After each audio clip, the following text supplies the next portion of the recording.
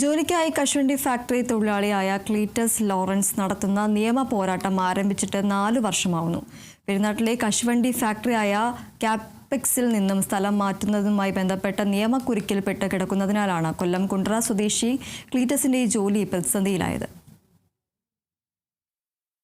2022 ക്ലീറ്റസിന് പെരുന്നാട്ടിലെ കശുവണ്ടി ഫാക്ടറിയിൽ നിന്നും പെരുമ്പുഴയിലേക്ക് മാറ്റം ലഭിക്കുന്നത്.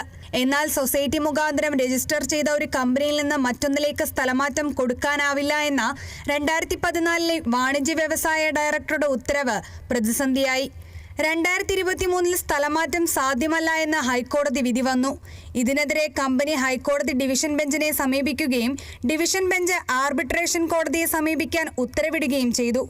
ഈ ഉത്തരവ് പ്രകാരം 2026 ജനുവരി 6 വരെയായിരുന്നു കോടതിയുടെ സ്റ്റേ കാലാവധി കഴിഞ്ഞിട്ടും തിരികെ ജോലിയിൽ കയറാൻ ഉത്തരവ് ലഭിക്കാത്തതിനാൽ ക്യാപെക്സ് കമ്പനി അധികൃതരെ സമീപിച്ചെങ്കിലും നടപടികളൊന്നുമില്ലെന്നാണ് ക്ലീറ്റസ് പറയുന്നത്.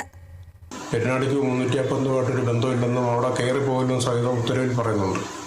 അതിനുശേഷം അവരിപ്പം 2022 ഇതന്നെ വീണ്ടും തന്നെ പെരുമ്പുഴ ഫാക്ടറിക്ക് സ്ഥലം മാറി 2014 ഉത്തരവും പ്രകാരം ഞാൻ വീണ്ടും ഹൈക്കോടതിയെ സമീപിക്കുകയും ഹൈക്കോടതി എനിക്ക് അനുകൂലമായിട്ട് വിധിക്കുകയും ആ വിധിക്കെതിരെ ഇവർ വീണ്ടും അപ്പീൽ പോവുകയും 4 മാസത്തെ സ്റ്റേ കൊടുക്കുകയും 4 മാസത്തെ സ്റ്റേ കഴിഞ്ഞപ്പോൾ അത് ജനുവരി 6-ാം തീയതി സ്റ്റേ പിൻവലിക്കുകയും ഇനി നടപടി അവർ ജോലിക്ക് കയറ്റാന്നുള്ളേ ഉള്ളൂ.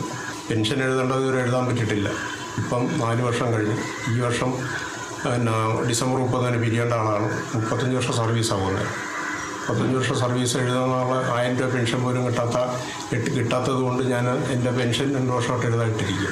ഈ അവർ എന്താ കോൺട്രിബ്യൂഷൻ അടയ്ക്കാതെ എനിക്ക് പെൻഷൻ എഴുതാനും പറ്റത്തില്ല. 30 വർഷമായി ജോലി ചെയ്യുന്ന കമ്പനിയിൽ നിന്നും 48 മാസമായി യാതൊരു ആനുകൂല്യവും ലഭിക്കുന്നില്ലെന്നും അദ്ദേഹം പറഞ്ഞു.